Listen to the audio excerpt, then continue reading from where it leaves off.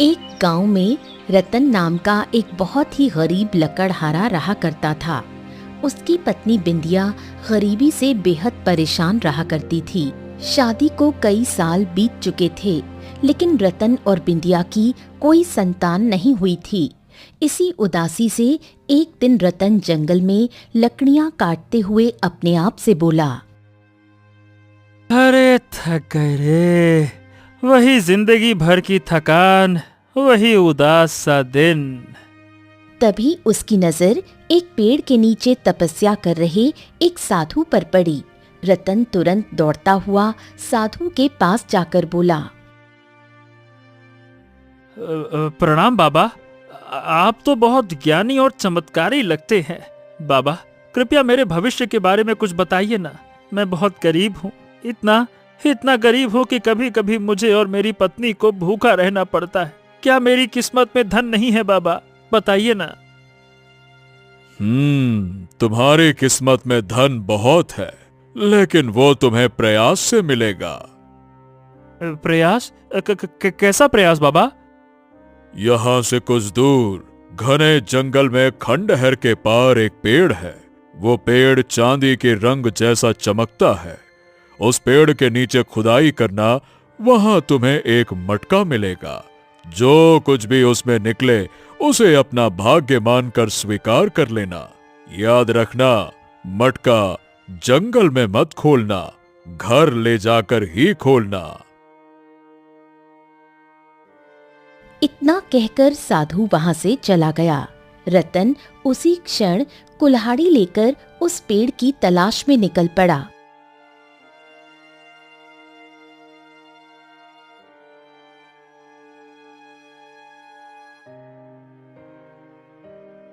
काफी तलाश के बाद रतन को एक खंडहर दिखाई दिया। रतन जैसे ही उस खंडहर के अंदर गया तो उसने स्वयं को एक और जंगल में पाया, जहां एक पेड़ था जिस पर सूरज की किरणें पड़ रही थीं और वो चांदी जैसा चमक रहा था। रतन ने वहीं खुदाई शुरू कर दी और जल्द ही उसे एक मटका मिल गया। वो उसे लेकर घर लौट आया। मटके को देखकर उसकी पत्नी बिंदिया उससे बोली, ये क्या है? कहाँ से लाए हो? रतन अपनी पत्नी को सारी घटना बताते हुए बोला, ऐसा हुआ और साधु बाबा ने कहा था कि इसको घर ले जाकर ही खोलना बिंदिया। रतन और बिंदिया ने मिलकर मटके के ढक्कन को खोल दिया, लेकिन जो निकला उसने दोनों को हैरान कर दिया। ये क्या? हमें तो लगा था मटके से सोना चांदी निकलेगा, लेकिन इसमें तो कोई बच्चा है और देखो ये जिंदा है, जैसे कुछ देर पहले ही जन्मा हो। अरे लेकिन बिंदिया, ये सोचो कि ये कैसे संभव है कि ये बच्चा जिंदा है। ये कैसे? मटका जमीन में गड़ा हुआ था और ये बच्चा इस मटके में कैसे आया? वाकई में जरूर कोई बड़ा रहस्य है। अचानक बच्चा रोने लगा। हमें इस बच्चे से क्या? हमारे पास खुद खाने को नहीं है, हम इस बच्चे को कैसे पाल सकते हैं? अरे बिंदिया, कुछ दिन पहले तुम संतान न होने की वजह से रो रही थी, तो हो सकता है भगवान ने हमारी सुन ली हो और भेंट के रूप में ये बच्चा दे दिया हो। अरे चलो भाग्यवान, अब इसको पालते हैं, बड़ा होकर यही तो हमारा सहारा बनेगा। बिंदिया ने रतन की बात मान ली। उन्होंने बच्चे का नाम रखा आदित्य। समय बीतता गया और देखते ही देखते आदित्य 20 वर्ष का हो गया। एक दिन रतन जंगल से लकड़ियां काटकर घर लौटा तो बिंदिया उससे बोली, आप कब तक ये लकड़ियां काटते रहेंगे? आदित्य अब 20 वर्ष का हो गया है, उसे अब काम पर लगाना चाहिए। हाँ, तुम ठीक कहती हो, आज मैं उससे बात करूंगा। वैसे आदित्य कहाँ है? आपको तो पता है, आपका बेटा दिन भर जंगल में न जाने क्या करता रहता है, शाम तक लौटता है। इस उम्र में जहाँ लड़कों के बहुत दोस्त होते हैं, उसका कोई दोस्त नहीं। रतन ये सुनकर गहरी सोच में डूब गया। तुम ठीक कह रही हो, आज मैं उससे पूछूंगा कि उसके मन में आखिर क्या चलता रहता है। इस उम्र में ऐसे अकेले जंगल में घूमना ठीक नहीं है। तभी वहां गांव के चौधरी की बेटी लाली आ गई। चाचा जी, आदित्य घर पर है क्या? तू तो जानती है बेटिया कि आदित्य दिन भर जंगल में रहता है। गांव में तुझसे बेहतर कोई नहीं जानता कि वो जंगल में कहाँ होता है। जा, तू ही खोज ला उसे। लाली सुनकर मुस्कुराई और तुरंत जंगल की ओर चल पड़ी, सीधा उसी दिशा में जहां आदित्य अक्सर जाया करता था। इधर जंगल के एक तालाब के किनारे घने पेड़ों की झाड़ियों में आदित्य बहुत ही गौर से कुछ देख रहा था। तभी वहां लाली आ पहुंची। आखिर तुम यहाँ करते क्या हो? जब भी देखती हूँ इन्हीं झाड़ियों को घूरते रहते हो। लाली, तुम जिन्हें झाड़ियां समझ रही हो ना, वो झाड़ियां नहीं है लाली, ये छोटी छोटी छोटी छोटी जड़ी बूटियां हैं। जड़ी बूटियां? हाँ, और नहीं तो क्या। अच्छा लाली, तुम्हें एक रहस्य बताऊं? कौन सा रहस्य? ये जड़ी बूटियां मुझसे बात करती हैं। लाली ये सुनकर हंस पड़ी। तुम और तुम्हारी बातें, आदित्य तुम ही जानो। ओहो, पूरे गांव में सिर्फ तुम ही तो मेरी एक सच्ची दोस्त हो। सिर्फ तुम्हें ही पता होता है कि मैं जंगल में कहाँ होता हूँ, वरना कोई मुझसे दोस्ती नहीं करता। आदित्य, तुम ही किसी से दोस्ती नहीं करना चाहते। बचपन से देख रही हूँ, हमेशा इसी जंगल के इसी हिस्से में आकर घंटों बैठे रहते हो। ऐसा क्यों? आदित्य कुछ कहने ही वाला था कि तभी पूरे जंगल में शेर की भयंकर दहाड़ गूंज उठी। ए लाली, हमको यहाँ से अब चलना चाहिए। यहाँ आसपास पक्का कोई शेर है। अरे मैं अकेले होता तो कोई बात नहीं थी, लेकिन मैं तुम्हें किसी भी खतरे में नहीं डाल सकता। चलो चलो चलो, अरे जल्दी करो, चलो चलो चलो चलो।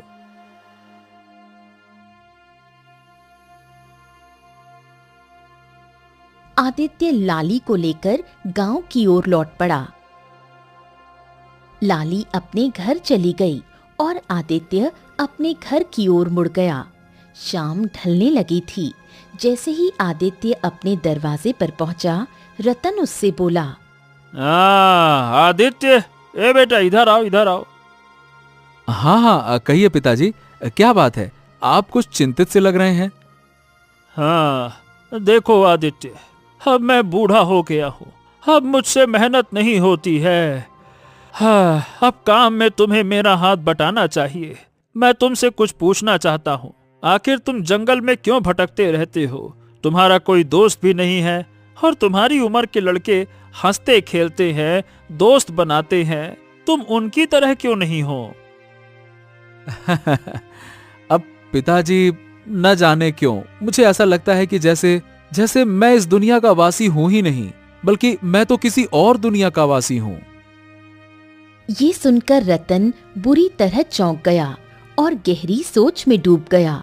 कुछ देर बाद वो फिर आदित्य से बोला, हाँ, लाली हमको बता रही थी कि तुम जंगल में झाड़ियों को घूरते रहते हो और कहते हो कि वो झाड़ियां नहीं, जड़ी बूटियां हैं। क्या ये सच है?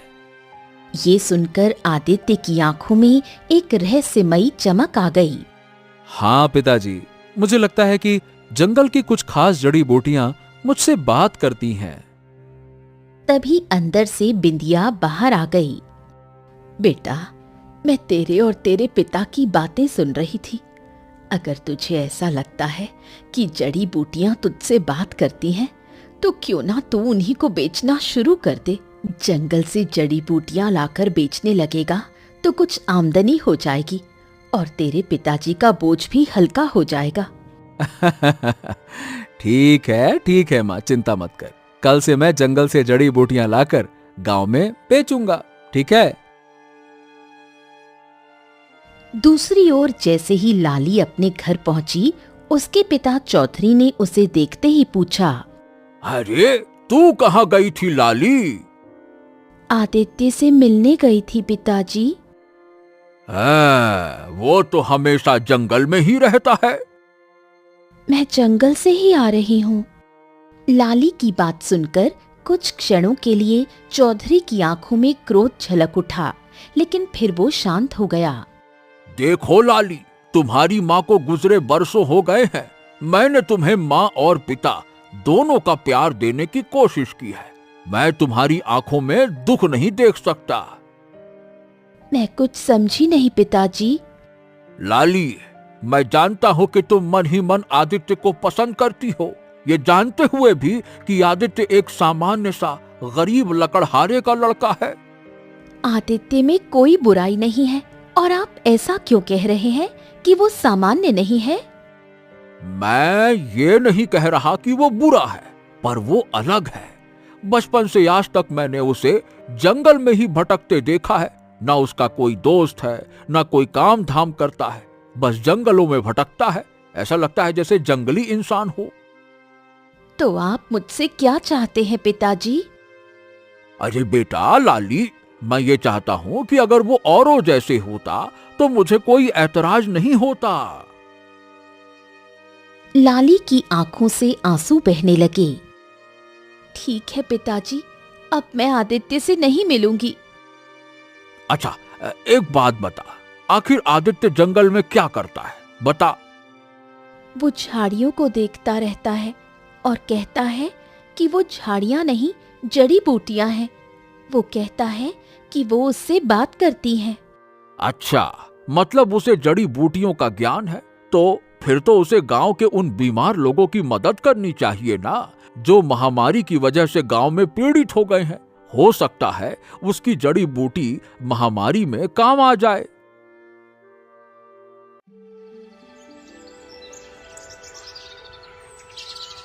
अगले दिन जैसे ही आदित्य नींद से जागा, दरवाजे पर चौधरी खड़ा था। चौधरी साहब, अरे अक्सर आपकी बिटिया यहाँ पे आती रहती है, आज आप आए हैं। सब ठीक तो है ना चौधरी साहब? हाँ रतन, बात यह है कि लाली बता रही थी कि तुम्हारा बेटा जंगल में जड़ी बूटियों की खोज करता है। क्या ये सच है? हाँ, ये वैसे तो सच है, लेकिन आप ऐसा क्यों पूछ रहे हैं? रतन, देखो, तुम और तुम्हारी पत्नी वर्षों पहले गांव में आकर बसे थे, लेकिन तुम लोगों ने गांव वालों से कोई भी मतलब नहीं रखा। इसीलिए तुम जानते ही नहीं कि आखिर गांव में चल क्या रहा है। अच्छा, और क्या चल रहा है गांव में? देखो, गांव में एक भयंकर महामारी फैल चुकी है और अब तक 5 लोग इसकी चपेट में आ चुके हैं और 3 तो स्वर्ग सिधार चुके हैं। हे भगवान, इतना कुछ हो गया और आप हमें अब बता रहे हैं? वही तो, और अब तक कोई भी वैद्य महामारी की दवा नहीं बना सका। अगर आदित्य को सच में जड़ी बूटियों का ज्ञान है तो शायद वो महामारी को रोक सकता है। अब अगर ऐसी बात है तो ठीक है, मैं आज ही जंगल से एक विशेष जड़ी बूटी लाऊंगा जिससे महामारी रोकी जा सकती है।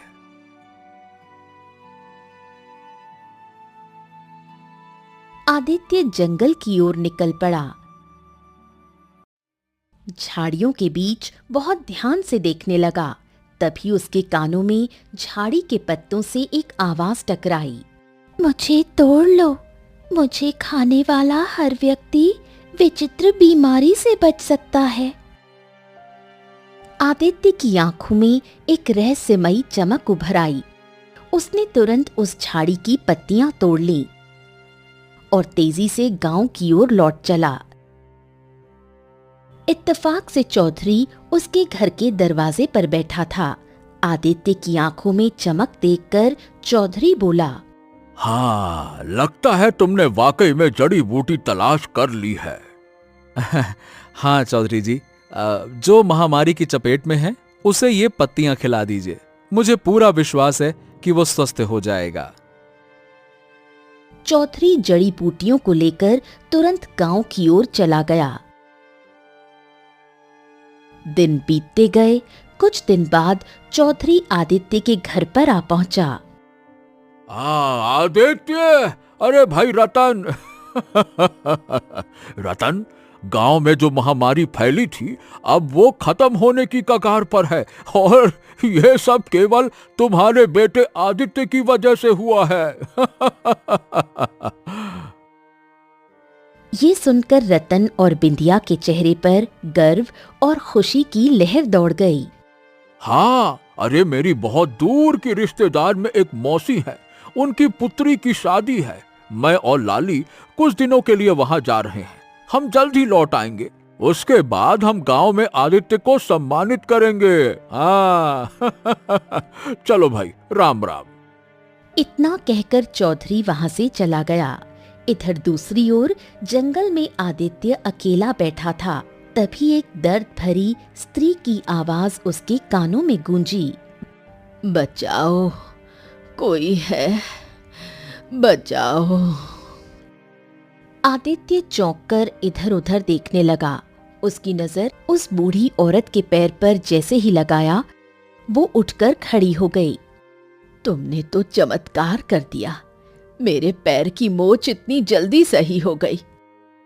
बूढ़ी औरत ने इतना कहा ही था कि तभी अचानक झाड़ियों से एक भयंकर शेर निकलकर आदित्य पर झपट पड़ा। आदित्य ने बिना समय गंवाए बिजली सी फुर्ती से शेर से अपने बचाव के लिए उस पर वार कर दिया। आदित्य के हाथ जख्मी हो गए और खून बहने लगा, मगर शेर अचानक बुरी तरह डर गया और भाग गया। मगर अगले ही पल रंग बिरंगी किरणों से आदित्य के हाथ का जख्म सही हो गया। ये कैसे हो सकता है? मेरा जख्म खुद ब खुद कैसे भर गया? बूढ़ी औरत ये देखकर बुरी तरह से डरती हुई बोली, ये कैसे हो सकता है? जख्म अपने आप कैसे ठीक हो गया? कौन हो तुम? मैं खुद बहुत ज्यादा हैरान हूं कि मेरा जख्म अपने आप कैसे सही हो गया। तुम कोई इंसान नहीं हो सकते। इंसान के जख्म अचानक से सही नहीं हुआ करते। तुम जरूर कोई मायावी इंसान हो। नहीं, मैं तो एक साधारण लकड़हारे का पुत्र हूं और एक आम इंसान हूं। नहीं, मैं नहीं मान सकती। अगर तुम्हारे पिता वास्तव में एक लकड़हारे हैं, तो तुम उनके पुत्र नहीं हो सकते।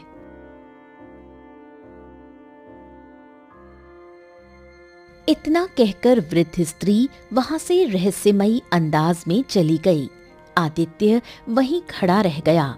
उस दिन आदित्य को पहली बार ये एहसास हुआ कि वो कोई साधारण युवक नहीं है।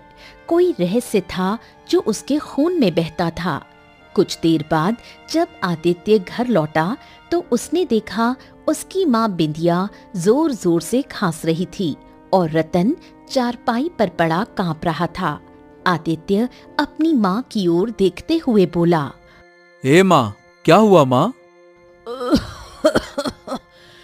बेटा, बहुत तेज खांसी हो रही है। मगर आदित्य के मन में कई सवाल थे। वो सीधे अपने पिता रतन के पास जाकर बोला, पिताजी, बताइए ना, मैं कौन हूँ? रतन ये सुनकर चौंक गया। उसका चेहरा सफेद पड़ गया। अब ये क्या कह रहे हो बेटा? तुम हमारे बेटे हो? नहीं पिताजी, मैं वो सच्चाई पूछ रहा हूं जो शायद आप जानते हैं और मुझे बता नहीं रहे। बताइए ना, मैं कौन हूं? रतन चारपाई से धीरे धीरे उठकर बैठ गया। तुम ऐसा क्यों पूछ रहे हो बेटा? आदित्य ने जंगल की पूरी घटना विस्तार से बताई। वो वृद्ध स्त्री, शेर, जख्म और हाथ का चमत्कार। अगर मैं वास्तव में आपका पुत्र हूं तो फिर आप अपना हाथ काटिए। अगर आपका जख्म खुद ब खुद भर जाएगा तो मैं विश्वास कर लूंगा कि मैं आपका बेटा हूं। चलिए, काटिए। रतन के पास अब सच्चाई छिपाने का कोई रास्ता नहीं बचा था। वो बिंदिया की ओर देखने लगा। रतन एक पुराने कमरे में गया और बहुत पुराने बक्से में से वही मटका निकाल कर ले आया जिसे उसने वर्षों से छिपा कर रखा था, और सारी घटना अपने बेटे आदित्य को बताते हुए बोला, बेटा, ये मटका जंगल के उस हिस्से से मिला था जहां चांदी की चमक वाला पेड़ था। हमने सोचा था कि इस मटके में धन होगा, मगर जब खोला तो उसमें से तू निकला बेटा, तू। ये सुनकर आदित्य चौंक गया। बस तब से हमने तुझे अपने बेटे की तरह पाला, हमने कभी तुझे अपने से अलग नहीं समझा। अगले ही पल रतन को भी जबरदस्त खांसी उठने लगी। वो गिर पड़ा। आदित्य अपने सारे सवाल भूल गया और बोला, अरे पिताजी, अचानक से ये क्या हो गया आपको पिताजी?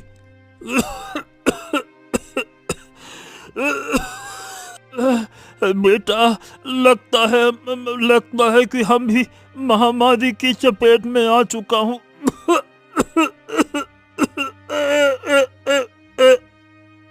इतना कहकर रतन ने दम तोड़ दिया। तभी आदित्य की माँ बिंदिया भी तेजी से खांसने लगी और कुछ ही देर में बिंदिया की भी सांसें थम गईं। पिताजी,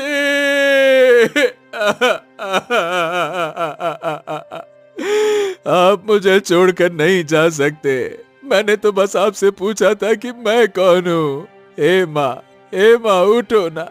देखो, मैं वादा करता हूँ मैं कभी सवाल नहीं पूछूंगा। भगवान के लिए आंखें खोल दो माँ। मगर बिंदिया और रतन अब किसी भी आवाज का जवाब नहीं दे सकते थे, क्योंकि वो अब इस संसार में नहीं थे। आदित्य बहुत देर तक चीखता रहा, रोता रहा, धरती पर सिर पटकता रहा।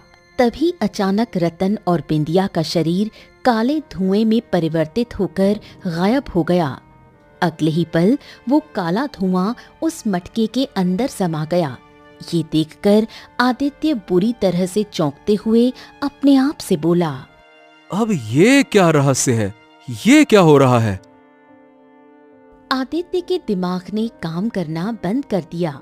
वो बहुत देर तक उस मटके को घूरता रहा।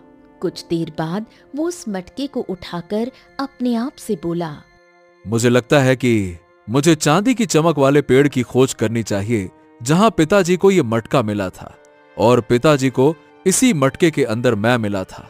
मुझे विश्वास है कि हो न हो वहीं पर कोई बहुत बड़ा रहस्य छुपा है। आदित्य उसी जंगल की ओर चल पड़ा जहां उसकी कहानी शुरू हुई थी।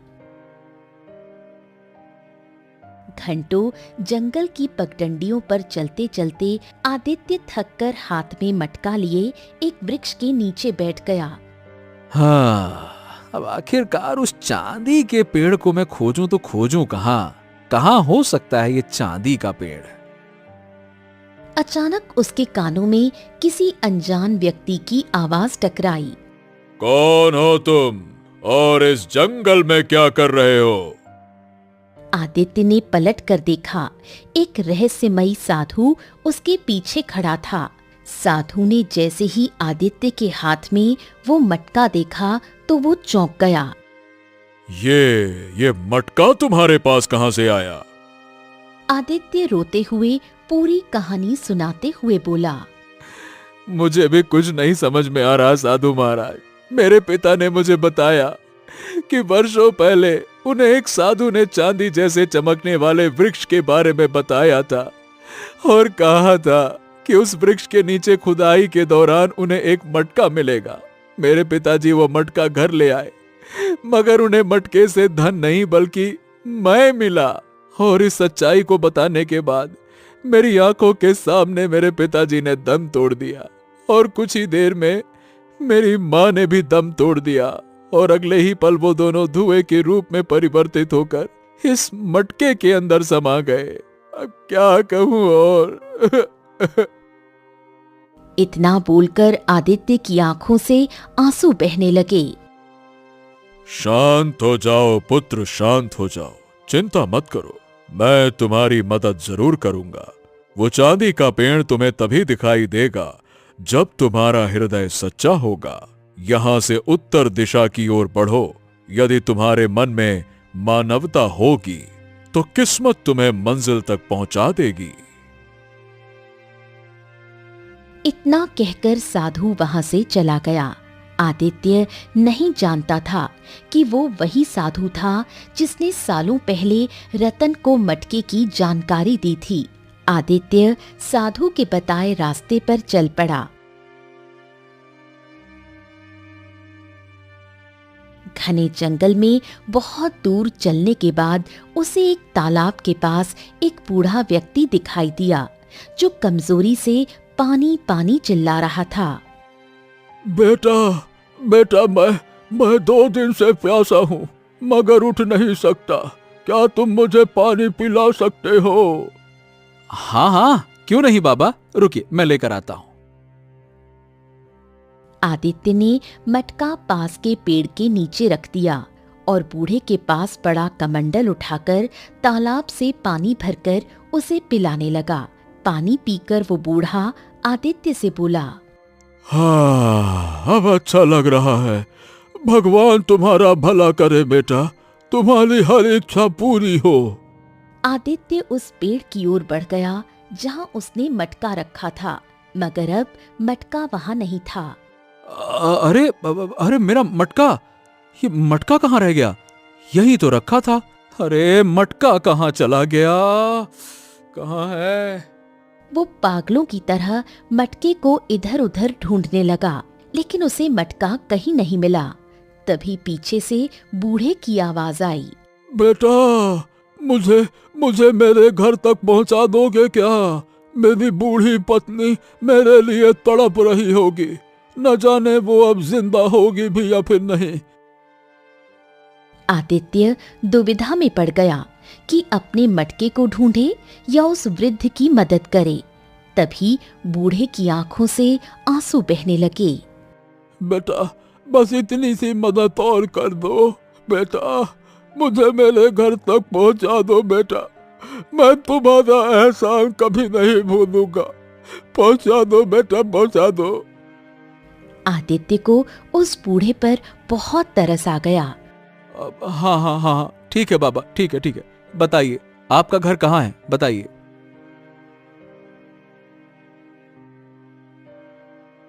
बूढ़ा उसे जंगल की गहराइयों में बने एक खंडहर के सामने बनी हुई एक झोपड़ी तक ले गया। झोपड़ी के भीतर एक बूढ़ी स्त्री, जो उस बूढ़े व्यक्ति की पत्नी थी, दर्द से करहा रही थी। कहाँ थे तुम? मुझे लगा था तुम्हें देखे बिना मेरी आंखें बंद हो जाएंगी।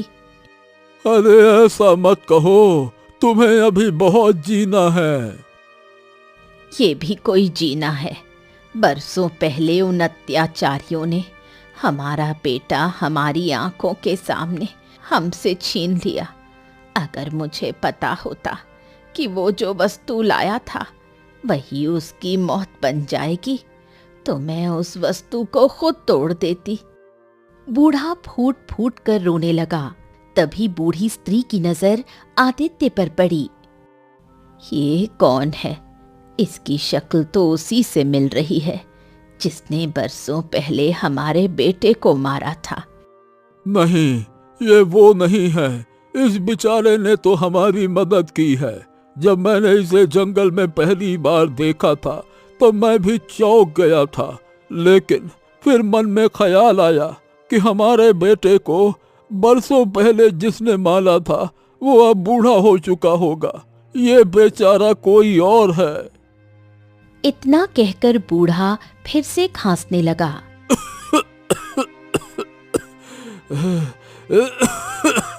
आदित्य उस बूढ़े की ओर देखकर बोला, बाबा जी, ये आपकी पत्नी, मतलब ये काकी किस बारे में बात कर रही हैं और मेरी शक्ल किससे मिलती है? बूढ़ा व्यक्ति आदित्य की ओर बहुत ही गौर से देखते हुए बोला, ये बहुत लंबी कहानी है बेटा। बरसों पहले हमारे पुत्र अशोक को जिस राजकुमार ने हमारी आंखों के सामने बड़ी बेदर्दी से मार दिया था, उसकी शक्ल तुमसे बहुत मिलती है, मगर मैं जानता हूँ कि तुम वो नहीं हो सकते, क्योंकि हमारे पुत्र को मरे हुए बरसों हो चुके हैं। अब तो वो राजकुमार भी बहुत बूढ़ा हो चुका होगा। बूढ़े की बात सुनकर आदित्य की आंखों में आंसू आ गए। वो उस बूढ़े की ओर देखकर बोला, आप चिंता मत कीजिए, मैं आपकी सेवा करूंगा। विश्वास कीजिए, आप ठीक हो जाएंगे। मगर तुम हमारी सेवा क्यों करोगे बेटा? तुम तो हम दोनों बूढ़े पति पत्नी को जानते तक नहीं। इंसानियत के लिए आज से आप दोनों मुझे अपना बेटा समझिए।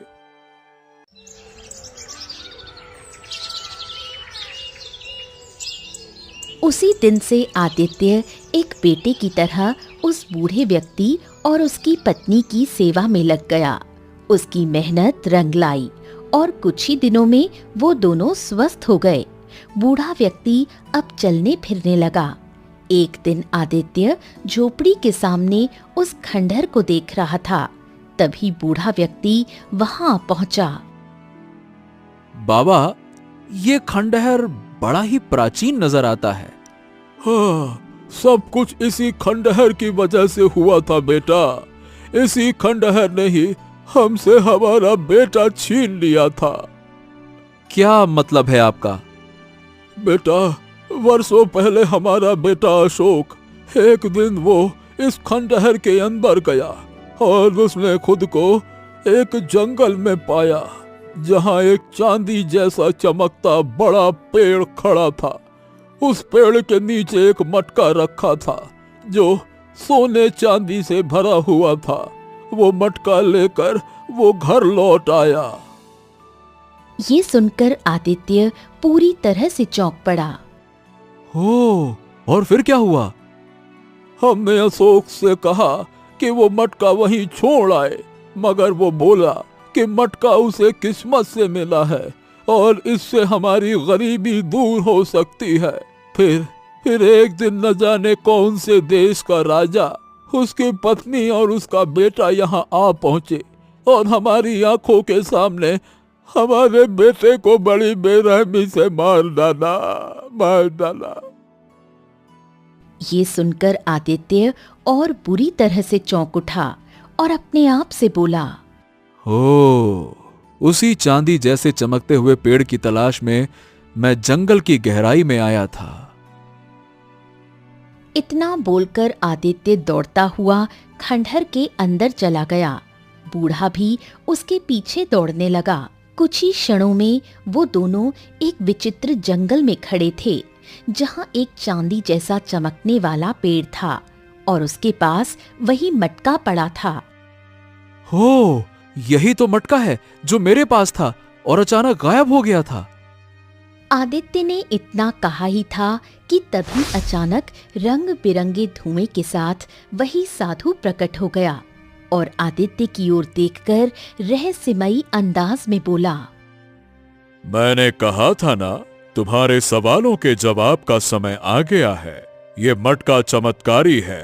इससे या तो तुम अपने माता पिता को दोबारा वापस पा सकते हो जो धुएं के रूप में परिवर्तित होकर इस मटके के अंदर समा गए, या फिर इस बूढ़े के पुत्र अशोक को। सोच लो। बूढ़े की आंखों में आंसू आ गए। आदित्य कुछ क्षणों तक गहराई से सोचता रहा। हाँ, मैं चाहता हूं कि बूढ़े काका का पुत्र अशोक दोबारा वापस आ जाए। मैंने इस काका और उनकी पत्नी को अपने बेटे अशोक की याद में रोते और तड़पते हुए देखा है। मुझे इनकी तड़प देखी नहीं जाती। ये सुनकर साधु मुस्कुराने लगा। अचानक मटके से 3 रंगों के धुएं निकले। एक धुआं सुंदर युवक मतलब बूढ़े के पुत्र अशोक में परिवर्तित हो गया। बाकी 2 धुएं रतन और बिंदिया में परिवर्तित हो गए। रतन और बिंदिया हक्की बक्की नजरों से साधु, आदित्य और उस बूढ़े को देखने लगे। तभी साधु रहस्यमयी अंदाज में रतन, बिंदिया और आदित्य की ओर देखकर बोला, सच बताने का समय आ गया है। सच ये है कि तुम तीनों इस संसार के वासी नहीं हो। तुम पाताल लोक के राजा रानी और उनके पुत्र हो। बरसों पहले इस बूढ़े के पुत्र अशोक की हत्या किसी और ने नहीं बल्कि तुमने ही की थी आदित्य। ये सुनकर आदित्य पूरी तरह से चौंक पड़ा। क्या? ये आप क्या कह रहे हैं साधु महाराज? चिंता मत करो, कुछ देर बाद तुम्हें तुम्हारा अतीत दिखाई देने लगेगा। तुम्हारी याददाश्त वापस आ जाएगी। वर्षों पहले जब यह मटका भूलवश पृथ्वी पर आ गया था और इस बूढ़े का पुत्र अशोक इसे उठाकर ले गया, उसके बाद से ही सारी कहानी शुरू हुई। साधु ने इतना कहा ही था कि तभी आदित्य, बिंदिया और रतन को चक्कर आते हुए महसूस होने लगे। अगले ही पल उनकी आंखों के सामने कुछ पुराने दृश्य दौड़ने लगे। पाताल लोक के राजमहल में रतन अपने सिंहासन पर बैठा था। बिंदिया, उसकी रानी, उसके पास खड़ी थी और उनके सामने खड़ा था उनका पुत्र राजकुमार आदित्य। वो मटका हमारे राजगद्दी का प्रतीक है। अगर ये मटका पृथ्वी पर चला गया तो ये अपमान है। अगर किसी मनुष्य ने उसे छुआ है तो उसने पाताल लोक के विधान का उल्लंघन किया है। उधर पृथ्वी पर चांदी के पेड़ के पास एक गरीब युवक अशोक वही मटका लेकर अपने माता पिता को दिखा रहा था। देखो देखो देखो, ये मटका सोने चांदी से भरा है। अब हम गरीब नहीं रहेंगे। हाँ। मगर तभी चांदी के वृक्ष के नीचे से रतन, बिंदिया और आदित्य प्रकट हो गए। उनके चेहरे क्रोध से भरे थे। मेरी बात सुनो, ये मटका तुम्हारा नहीं है, ये पाताल लोक की धरोहर है। तुमने इसे चुराया है, तुम्हारा दंड मृत्यु है। अशोक के माता पिता विनती करते हुए उनके पैरों में गिर गए, मगर आदित्य ने अपनी तलवार निकालकर अशोक के शरीर पर वार कर दिया। अशोक ने चीखते हुए दम तोड़ दिया। हाय मेरा बेटा! अशोक के माता पिता अपने बेटे की अपनी आंखों के सामने हत्या को देखकर बेहोश होकर गिर पड़े।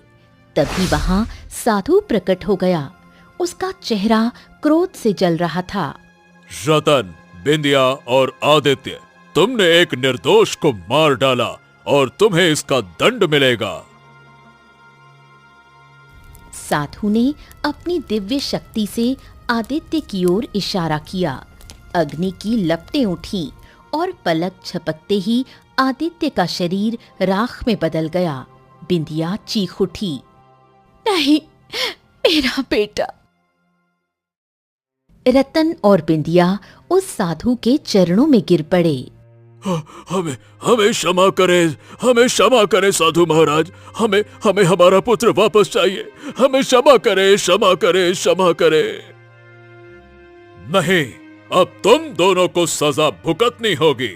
मैं तुम्हारी याददाश्त मिटा दूंगा। तुम दोनों पृथ्वी पर साधारण मनुष्यों की तरह रहोगे, गरीबी में जीवन बिताओगे और तेरा पुत्र आदित्य जब इस मटके में दोबारा जन्म लेगा तब तू एक लकड़हारा होगा और नियति तुझे मेरे पास ले आएगी। तू अपनी गरीबी की चर्चा मुझसे करेगा और मैं तुझे इस मटके के बारे में बताऊंगा। इस मटके के अंदर दोबारा जन्मा आदित्य निकलेगा। वो तेरा ही पुत्र होगा।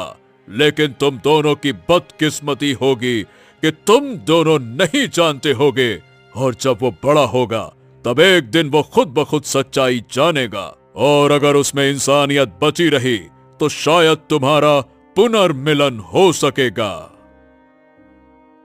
अचानक रतन और बिंदिया बाहर से गायब हो गए और वो मटका जमीन के अंदर समा गया।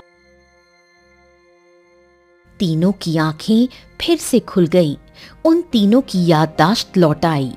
हाँ, मुझे सब कुछ याद आ गया। मुझे सब कुछ याद आ गया।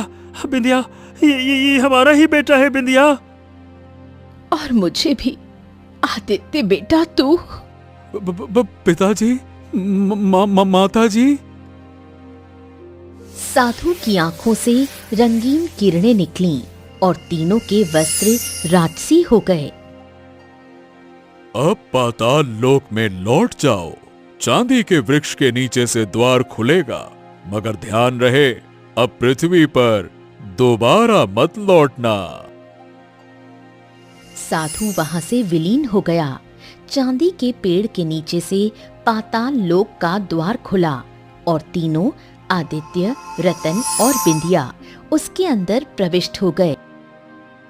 उधर बूढ़े और उसकी पत्नी के पास उनका पुत्र अशोक लौट आया था। उनका जीवन फिर से पूर्ण हो गया।